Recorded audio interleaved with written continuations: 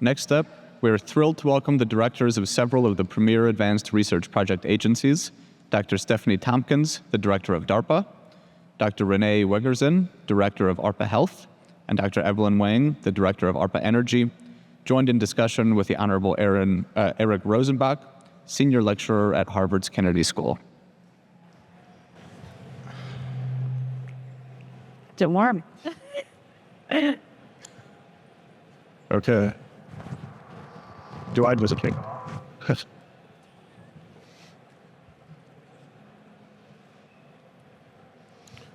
I guess that's it, right? All right. Okay, hello everyone. As you heard, my name is Eric Rosenbach. I'm at the Kennedy School now teaching on issues of emerging tech. But in honor of Ash Carter, I wanted to say I also was his chief of staff at the Pentagon and the Department of Defense and worked with him at the Kennedy School for many years. And the reason I wanted to bring that up is I know of all the panels today, this panel that you're about to hear is the one that Ash Carter would most love to be a part of and hear what comes out of it. You probably know enough about Ash to know that he was a PhD in physics. He loved to go to DARPA and dork out with anyone at DARPA who would talk to him about some new project that he had in mind or they had in mind. And with that in mind, we're super lucky because we also have the panel that I'm positive has the highest average IQ of any panel today and some pretty kick-ass personalities. So with that, we're going to get right to it. You can read the bios of the panel participants. And I'm going to start with a general question for the three of you. Thank you so much for joining us here. And we'll start with you, Dr. Tompkins, which is thinking back on the model of DARPA, which goes back many decades, and an iconic place like DARPA, which is about government funding from the Department of Defense to do research that otherwise the private sector would not naturally latch onto. R&D with no immediate commercial application in mind, too. Can you talk a little bit about how you view your job and the vision that you have, and maybe one or two things that you're working on right now that you think kind of like meet that vision for DARPA? And then I'll ask the other panelists the same thing for where they are too. But go ahead, please, Dr. Tompkins. Yeah. Well, thank you all for being here to hear a little bit more about our ARPA adventures. I think you hit the right points, right? A lot of what we do is we look at the things the commercial industry will not be investing in for a whole variety of reasons, either because there's not a clear profit margin, because sometimes the problem is just secondary. Everybody wishes someone would solve it, but there aren't the resources for any one organization to solve it. And we are often, we're constantly looking for those kinds of opportunities, and we're looking for the ones with the biggest potential payoff or impact on the national security posture and the national security science and technology ecosystem. So coupled with that, particularly in DARPA, we have the additional mission of really focusing on trying to prevent surprise. And we try to prevent surprise by creating surprise. But sometimes we really are focused on vectors, and particularly more and more as with the accelerated pace of R&D in both the commercial world and internationally, the potential for different vectors of technological surprise are coming in faster and from more directions than ever before. So you will start to see a little bit more at DARPA where we have some programs that are really structured as much around benchmarking and understanding some of these surprise vectors, coupled with being the ones to then create that next surprise as well. And so, one area to think about would be the area of quantum computing, which this is a really smart audience, so I suspect most people understand that at this moment in time, it still feels like about a 50-50 shot as to whether quantum computing will be the greatest thing ever or utterly useless. And it's completely debatable. Go just talk to physicists, and I think you'll find that they will kind of line up pretty evenly on opposite sides of that argument. So the potential for surprise in that direction is huge. The potential for impact, if you kind of think in an actuarial sense, right? The impact of being wrong is really huge. So we have spent a lot of time trying to construct DARPA programs, not around just trying to create a quantum computer, but really understanding the many, many pathways by which one could be created, what kinds of industrial and national security solutions it would actually map to. And then when do we sort of need to alert ourselves and accelerate certain investments, thinking about what that application space could potentially look like. So just, lots of things in that space, but this is the one that I think straddles the many, many different aspects of the DARPA mission. Great. Okay. Dr. Wegrzyn, you don't have the luxury of several decades of tradition of inventing things like GPS, the internet, Siri. In fact, you're the inaugural director of ARPA-H, which is very cool and gives you a lot of opportunity too. Talk to us a little bit about the way you view your job there at ARPA-H and some of the things that you're excited about. Yeah, well, thank you again for being here and giving us this platform to talk a little bit about how we interpret the ARPA model. We're obviously modeled after DARPA. We don't have yet the long legacy of successes behind us yet, but we have a lot of lessons learned. I think I actually used to be a program manager at DARPA, so thinking about how we can use those levers for health. A lot of the challenges that we face in health can seem insurmountable. In an ARPA, we would just call that ARPA hard. And really, how do we break that down into programs and projects that are technically addressable, that are very well formulated, but with defined milestones and deliverables towards solving that problem. That until ARPA-H existed, that did not exist in the federal funding ecosystem for health. There's a lot of curiosity-driven research, but solving those problems with a lens for that technical translation to the private sector is really just such a critical gap that ARPA-H is going to fill. Our mission is to accelerate better health outcomes for everyone. By design, it really is not just for the people that can afford it. It really is for all Americans. And bringing that lens to all the work that we do and that customer experience piece is really so essential. You asked for a specific example of areas that we're excited about. I do want to, I think, maybe mention just one of our projects on a sprint for women's health. And so in the context even of this AI conference today, I was actually stunned to learn, I knew women were underrepresented in research. Any woman in this room knows that. But I was stunned at how even at the level of preclinical studies, which are animal studies, they choose only male mice in many cases because they don't want to deal with the cycles of female mice. And like when you start to realize the data gaps extend that pervasive, how far behind are we in women's health? And so the sprint is really in some ways not only to accelerate technology, but to catch up for decades of data gaps that we've had. And so this is such a unique role that I think ARPA-H can bring a lot of energy behind.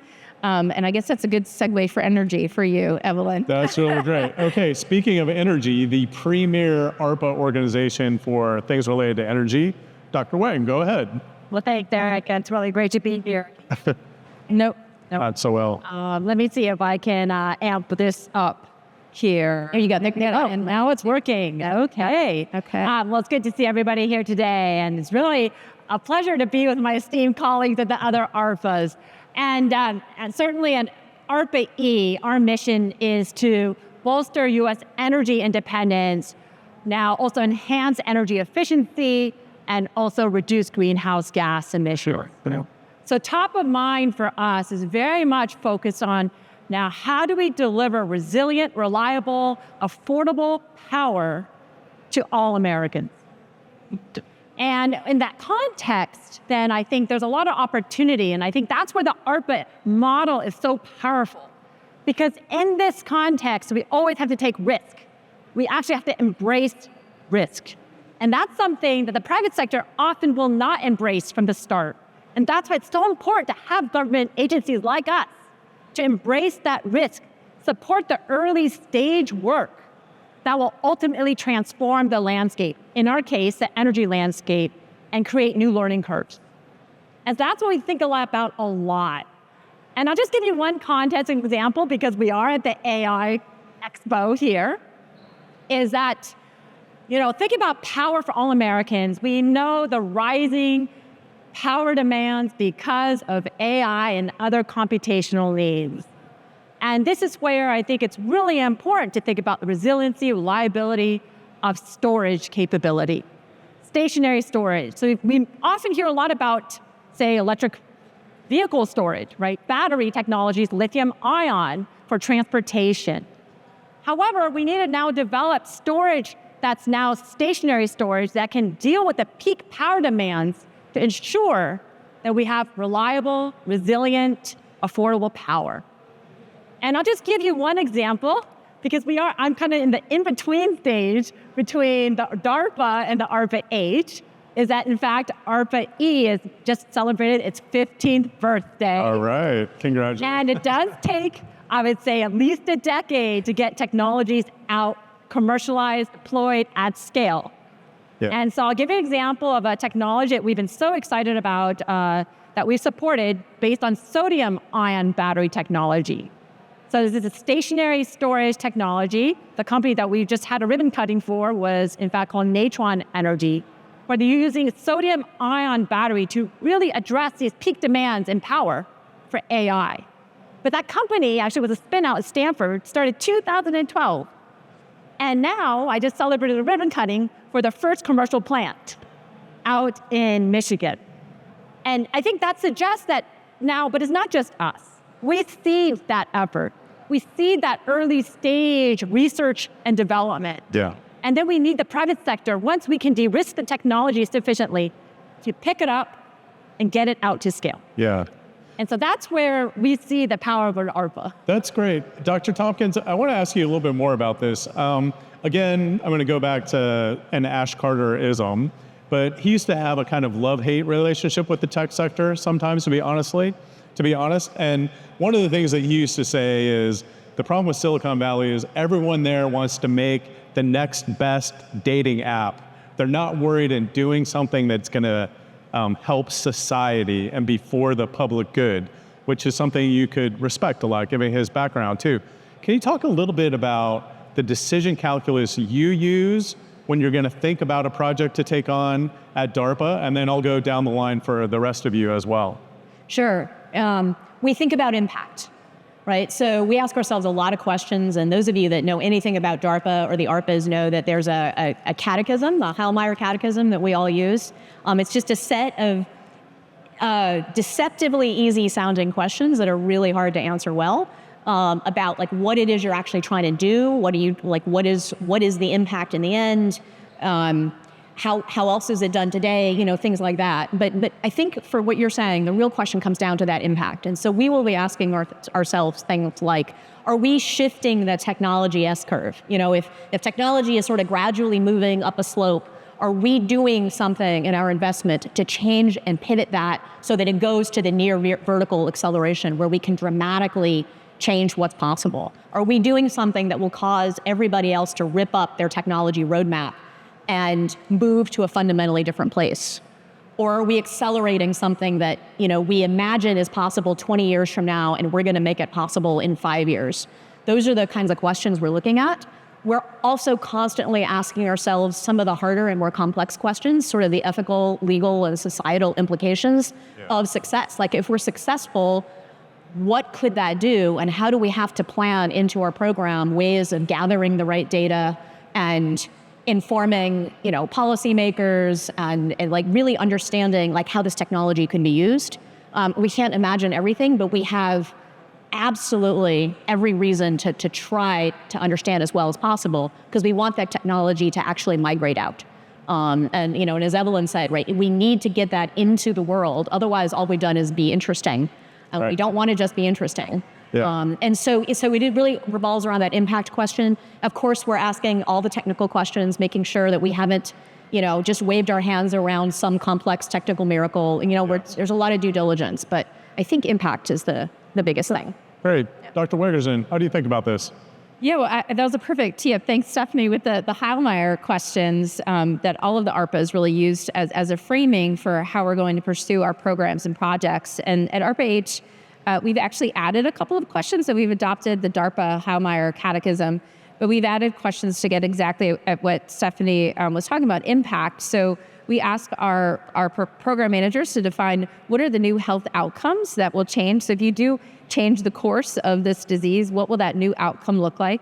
We also ask about how are you building in from the beginning of your program cost, accessibility, but also user experience. So we've all had really bad medical user experiences in our time, and thinking ahead of time, how do we create tools that people want to enthusiastically adopt and create new demand?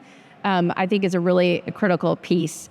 The last question that we've added is around messaging. So I hope that we will create new to this earth technology that nobody's seen before.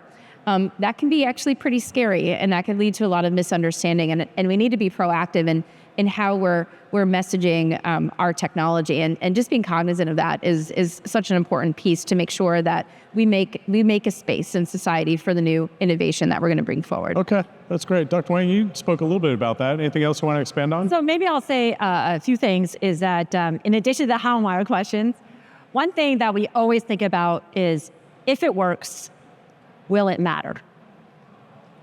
And there's a lot of science and technology that can work. We see that all the time in academia. But does it really matter in the real world is a question. And that's really the path where you can commercialize and deploy at a scale in energy. It's in the context of whether really the climate can see it, can feel it, right? And so when we think about that, it's really key. The key aspect is not taking it from out of the lab and into the market. How do we do that effectively? At ARPA-E, in fact, we have a dedicated team called a tech to market team. And they work towards aligning the technology to the market and finding a path where the techno-economics actually makes sense. Sometimes the first market is the DoD because they're willing to pay sometimes a little bit more than the typical consumer. But identifying what the market is, and sometimes it has to be a market push than compared to a market pull often in energy technologies to get it out there first. Right. Yeah. Can I just add on to this? Of course, yeah, go for it. Right. So we are constantly, we have a couple of really common core themes about how we work, and then we have different areas, but we're constantly feeding each other ideas. And so DARPA's commercial strategy process has grown significantly. To get things into the hands of the warfighter, sometimes the best path is to help it get commercialized so you can buy it back. Totally copied from ARPA-E and the way that, because they didn't have the customer base that we did, right? They can't just go to Army and the Navy and say, buy my stuff.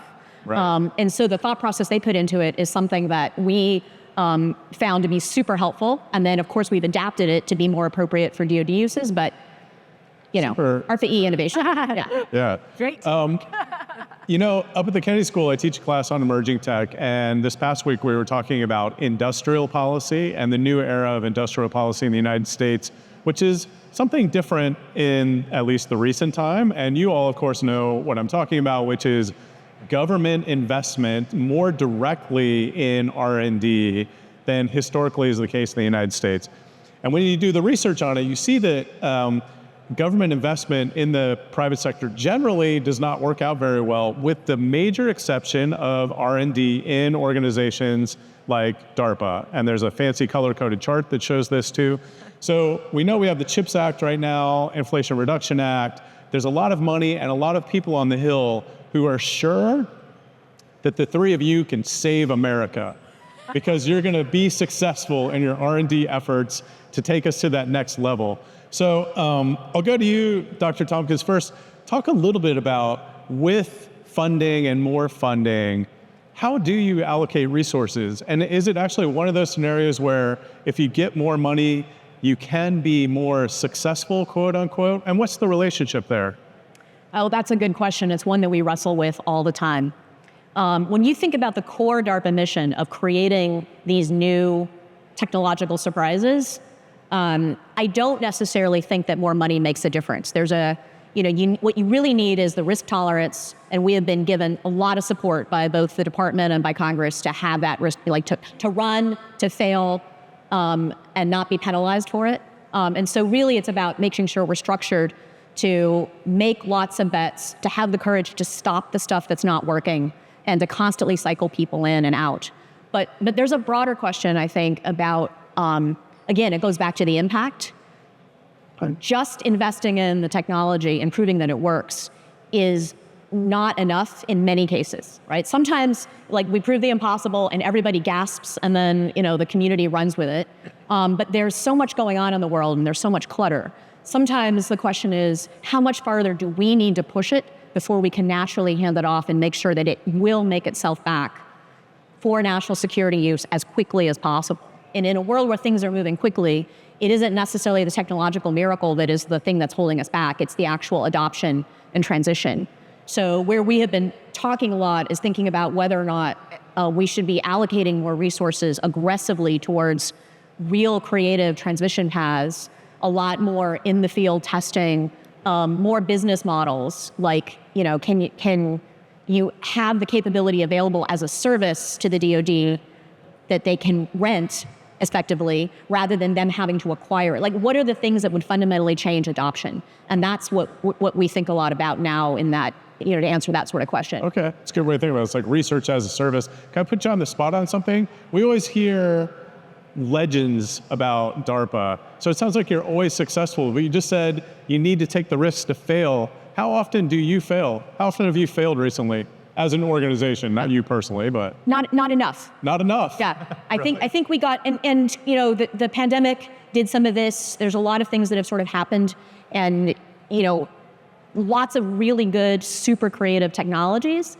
but not a lot of failure, which then tells me maybe we weren't asking ourselves enough, right? We weren't challenging ourselves to do the really hard thing. Okay. We were doing the almost hard enough thing. Right. And so a lot of what we have been doing, and folks that propose to DARPA have been hearing this, we have been trying to like really make sure that we're incentivizing ourselves properly. Okay. Yeah. Dr. Wegrzyn, we just heard about COVID and the pandemic, which also was one of the reasons that the U.S. shifted to some industrial policy for obvious reasons like vaccine production and risk. What are the things you're thinking about now? And I think, I don't know for a fact, maybe your research budget is also up too. Talk about that allocation of resources versus risk and how it's all working for you now. Well, we are in a very different place right now than DARPA because we are just starting out. We're just growing. We're a little nugget that we hope to grow into a really creative enterprise, but also have that 10 years, 15 years behind us where we can start to show what some of those big successes were, what technologies we seeded. So I certainly hope our budget will grow because that means those are new shots on goal for us. So there's entirely wide open areas that we have not yet pursued, mental health, neuroscience, pediatric health. Turns out kids are not just tiny adults, right? And there's a whole new way that we need to approach medicine in that context. And so I'd be very excited to recruit program managers in those areas, but we need to kind of continue to grow in order to get there. But where we're focused this year is standing up 2 new offices that will help us get to scale. So our Scalable Solutions Office, whether this is a scale of manufacturing, to create capabilities for all Americans, whether it's diagnostics or devices or therapeutics, all the way to the scale of meeting Americans where they're at. Whether it's a rural setting or an urban setting, that last mile is very, very challenging. And thinking of creative and non-traditional ways to close that gap is something we're really excited about. The other area is proactive health. So actually, we want to intervene with health before people become patients and maintain the healthiest lifespan for as long as possible. So investments in behavioral health, also mental health, diagnostics and detection are a focus of those areas that we're really just kicking off this year. Mm-hmm. And you're essentially the CEO of a new startup, as you just mentioned. When Ash and I were working together to stand up DIU-X then in Silicon Valley, and you heard earlier today about how successful DIU is, what's not widely known is during the first year, it failed. We had to reset, get some new leadership in there too. How would you feel about failing? How hard are you going to push your organization? When you hear Dr. Tompkins say that maybe she should be pushing people to fail more often. Well, it is as part of the education in the healthcare space. A lot of people not only have not heard of ARPA-H, but they haven't heard of DARPA either. And so letting them know that we should all be really comfortable with some level of failure. We talked about how we mitigate risk. So for example, in a given program, we may fund 5 or 6 teams that have a unique solution so that we hope somebody crosses the finish line at the end of the day, but some of those teams will fail. So you kind of try to pad some of those programs so somebody succeeds. So there's failure built in by design in some of those models, but there should be some cases where we just go so big that we don't even hit low Earth orbit sometimes, right? And that's got to be okay as well. And so educating the Congress especially has been interesting. So I think I shared with you earlier, when President Eisenhower stood up DARPA, I don't think the next question was, when are you going to invent the internet? But I get the question, when are you going to cure cancer? Because DARPA creates some of these futures that we might not have ever imagined. Yeah. But in the health domain, there are futures that people do imagine, and they want a timeline for that. And that can be actually very, very challenging. We are making investments, for example, in cancer, but I can't yet describe a timeline where we would hit a cure. So it's a little bit of a different challenge that we're facing there. Okay. So Dr. Wang, talk about expectations. Climate change is a big thing. The Inflation Reduction Act was actually mostly about infrastructure, investments in research on green energy. You're right at the heart of all that too. So I assume there are probably a lot of resources flowing in for R&D for type projects you're working on too. How do you measure that? The resources versus the risk, and what are you going for? And essentially, now the efficacy of whether that will work for industrial policy when it comes to the green revolution. Yeah, it's a very exciting time to be in energy. I think IRA and BIL has really been a game changer for the whole energy landscape, tackling climate change. Let me just point out that ARPA-E's funding is actually separate, so our appropriations are separate. So our funding was distinct from what was provided from the IRA and BIL. But that being said, I will say there are significant impacts for what that has afforded us as an agency. Because we are 15 years old, we have projects now that are at the scale by which they need to get to deployment and to do these demonstration-like projects. And in fact, new offices that were stood up within the DOE, such as the Office of Clean Energy Demonstrations, also a significant more funding in LPO, the Loan Programs Office, have now supported some of those early projects that we funded, say in methane emission detection, looking at developing new cement that's carbon-free. So these areas are really getting to the point where they can be deployed at scale thanks to the funding of the early stage funding that we did, but also now the later stage funding, a lot of these now with the BIL and IRA funding has enabled. So that's why it's really exciting as one perspective. Yeah. The second is the tax credits. We know that a lot of innovative technologies are just expensive to deploy when you're starting off, right? When you're not fully at scale.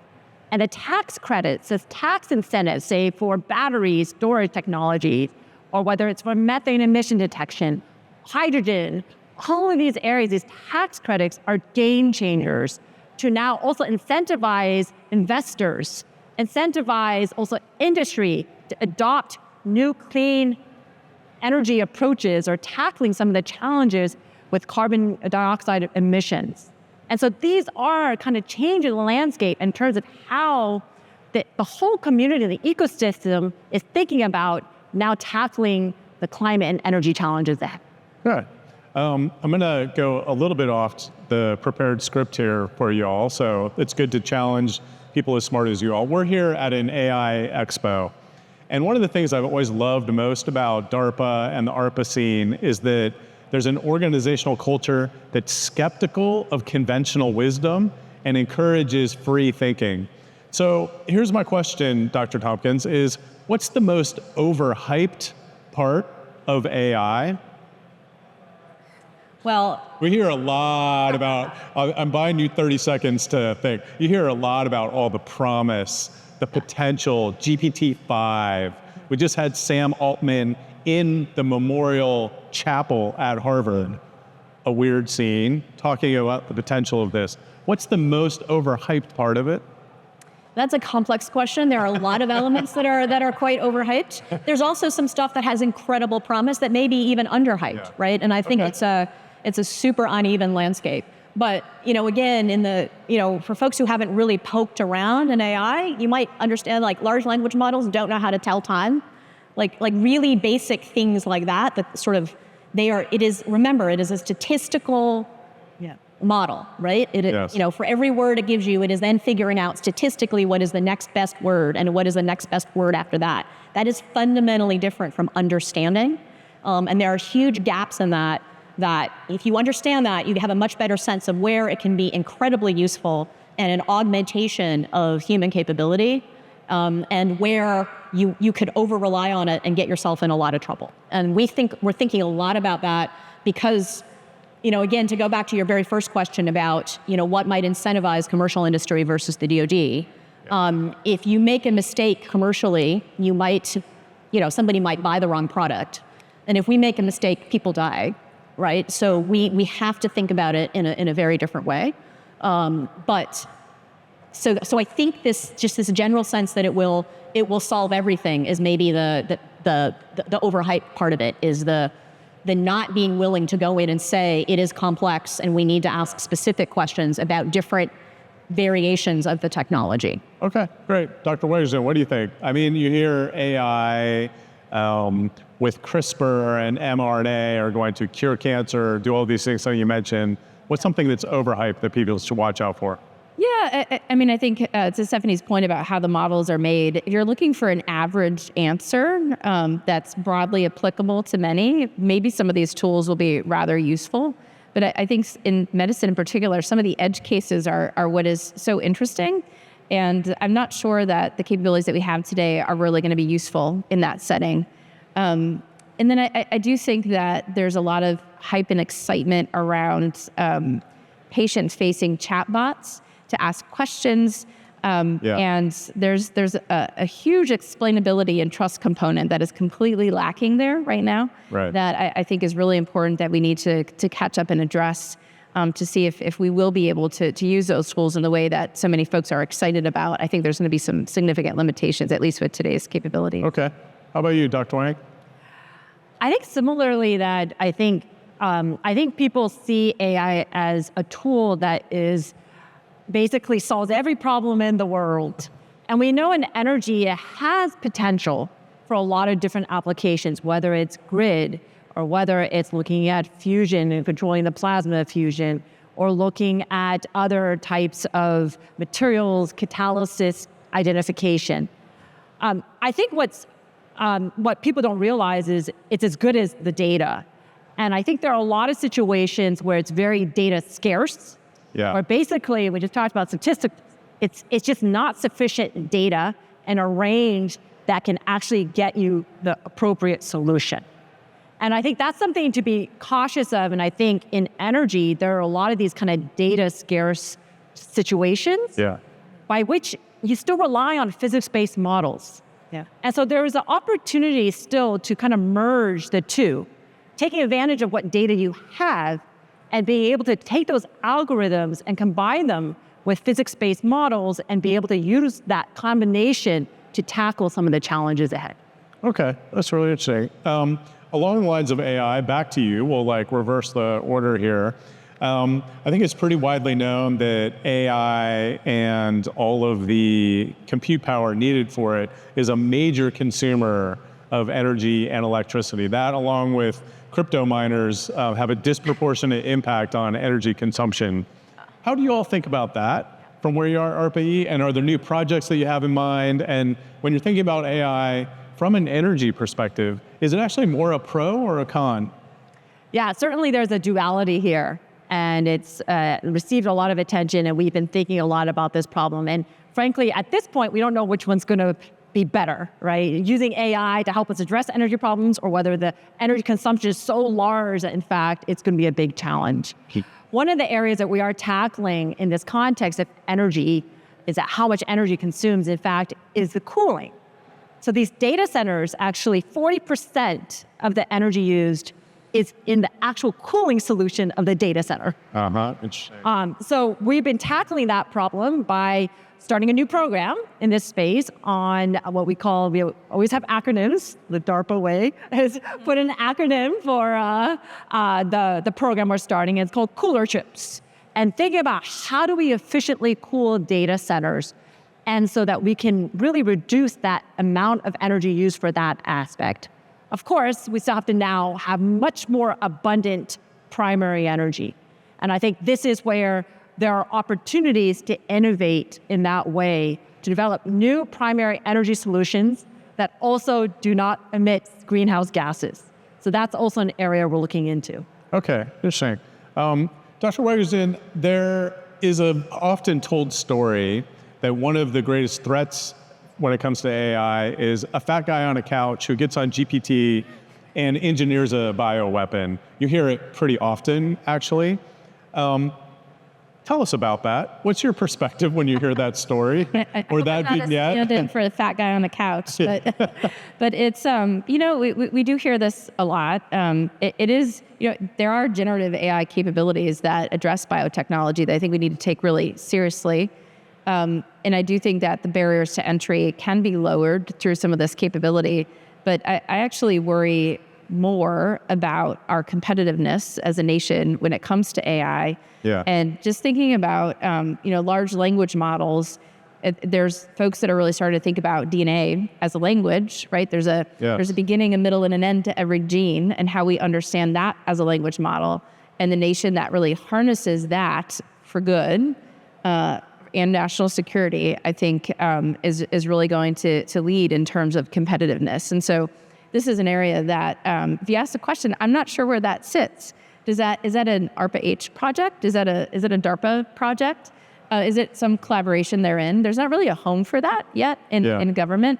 And that is that competitiveness edge is something that keeps me up at night when it comes to AI and biology. You just mentioned that there may be areas of collaboration. Are there projects that the three of you work on together? And if so, does one of you want to tell us about that? And how does it work? You seem like be a pretty kick-ass team together. So first of all, we don't normally work together, right? Because when you're taking a lot of risks and willing to fail, it means you got to be prepared to walk away. Right. And when multiple organizations get too intertwined, you actually hold each other back because your decision calculus might vary. Okay, good. But we're talking all the time. Our program managers are talking. Yeah. And a very specific example of collaboration, and actually it riffs off your AI question. We want to actually take advantage of where we think AI is clearly able to do a lot of good. So we have a new, kind of a prize challenge, a new DARPA grand challenge called the AI Cyber Challenge, which is really focused on partnering humans and these large language models to much more quickly find and fix software vulnerabilities in our national infrastructure. Right, so that was announced last August out in Las Vegas at the DEF CON. Ladies, may I have your attention, ladies? There has been a fire emergency reported in that the nearest exit. Never got even to the elevators. Okay, stay calm, follow the direction.